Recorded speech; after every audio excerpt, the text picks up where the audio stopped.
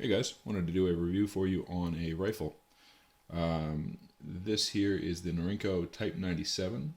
It's a civilian version of the Chinese QBZ-95.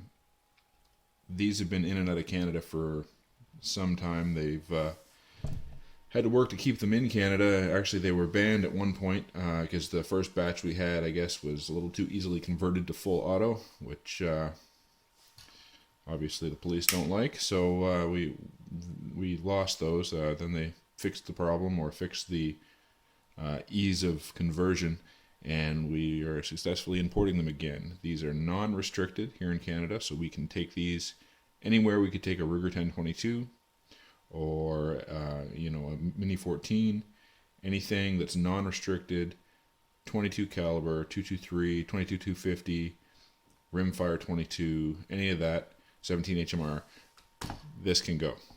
So as long as you are able to legally hunt in that area, you can take and shoot this gun, if it's during varmint season at least. So pretty cool. There's no restrictions on transportation of this. There's no restrictions on transferring of ownership. There's no registration for it. So really cool little option. It's got some drawbacks, but it's got some really cool features as well. So I'll try to cover some of those. We've got just a basic sling on here. This one here has a forward pistol grip, which, see here, TDI arms. I don't know if you can see that. It's a pretty cool little grip, comfortable. It's got a little wiggle to it, but these don't come with a Picatinny rail. You actually have to drill in and put your own in. Essentially, it's not hard. This pin here comes out, and this whole lower just pops off, and you can just drill through and bolt a rail to it, essentially. The whole thing weighs about 8.6 pounds. Has a 19-inch barrel with the pinned muzzle brake. This one here is rocking the Holosun sight that you may have just watched a video on. Get it to focus for you there.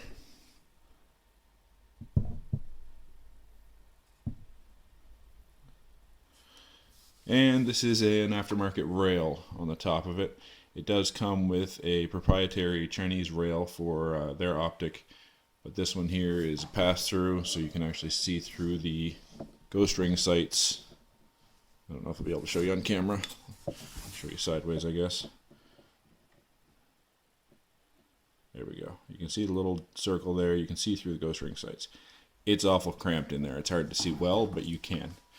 By the way, this is cleared. There's no ammunition in it.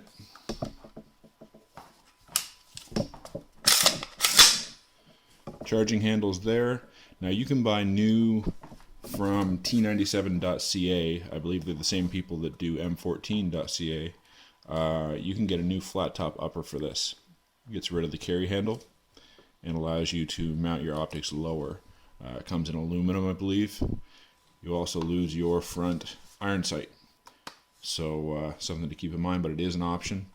And also when you do that, you get a charging handle that comes off the side that you can bolt on here. Now, this is a reciprocating charging handle, and I believe you can get an upgrade that does not reciprocate as well. So there's some ergonomic issues here for sure, no question. That'll be one of the biggest complaints you're going to find anybody have about this gun, is that it's not very intuitive. But let's show you that. There at the very back is your safety. That's safe. That's fire. Trigger assembly is way up here. So essentially, you're here ready to fire, and you're coming cross with your offhand back into your armpit to change the safety. It's different. Some people might like it. I haven't heard of anybody that did yet, but I know there's talk of a new lower that's going to resolve that problem. So that'll be cool if it happens. Other thing, magazine release. is way back here. So essentially, it might be hard to show you on the camera like this, but I'm shooting the gun. I have to pull in underneath, hit it with my thumb, grab the magazine at the same time, pull down. Now, I say I have to pull down because another positive about this gun, and negative, it uses standard AR mags, which is great, but it uses some better than others. So PMag, for example, they work, and I'll tell you, in my experience with mine, I had to do just that, pull the PMag out just a little bit. It's like the feed ramp didn't agree with the mag because I couldn't actually release the slide or the bolt on it. It would hang up unless I pulled down just a bit and didn't have it jammed up tight. If I had it jammed up tight, it wouldn't cycle properly. It was fussy. But the other thing is, they don't drop freely. It doesn't even budge. You really got to pull down. We've got a standard GI mag. No problem. So as much as I like PMags, these things, it might not be the way to go unless you're going to do some modifying, which is up to you. Here in Canada, you can also throw in that 10-round LAR-15 pistol mag, which falls free, and mine worked flawlessly. This one's on loan from a subscriber, but I had this going in mine, and there was no trouble. So as much as I like the PMags, and by the way, these PMags and the GI mags, as you can see, are pinned at 5 rounds here in Canada. Now, I don't have any of the factory mags that came with the Norinco here with me, but the factory ones are like GI mags, except they're like a matte finish, I guess.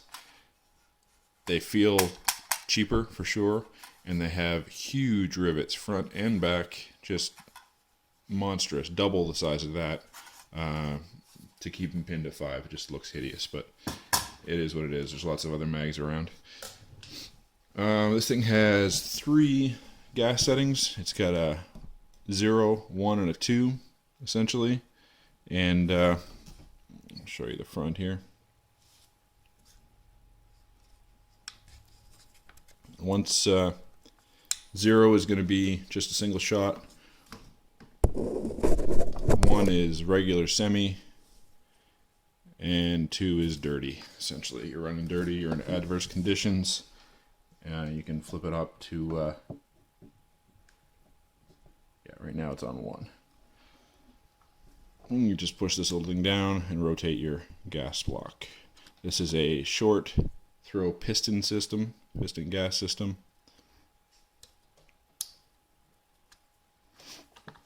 Seems to work pretty good. Cycles quick. I did have a problem with it catching on mine. I gave it a quick double tap and it wouldn't feed, but that was with one of those PMags. So unfortunately, it is what it is. As much as those are generally accepted as good mags, not for this. The new generations may be a different story. But what we got here in the handle. See if I can get it out for you.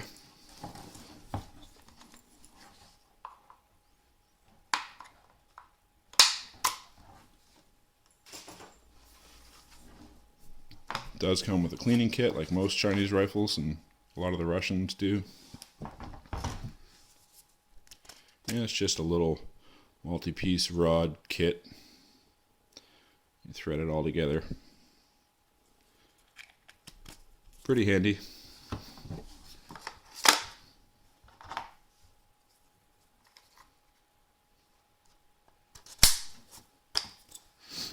Overall feel, you can tell it's polymer or plastic or whatever you want to call it, but it's hefty. It feels solid.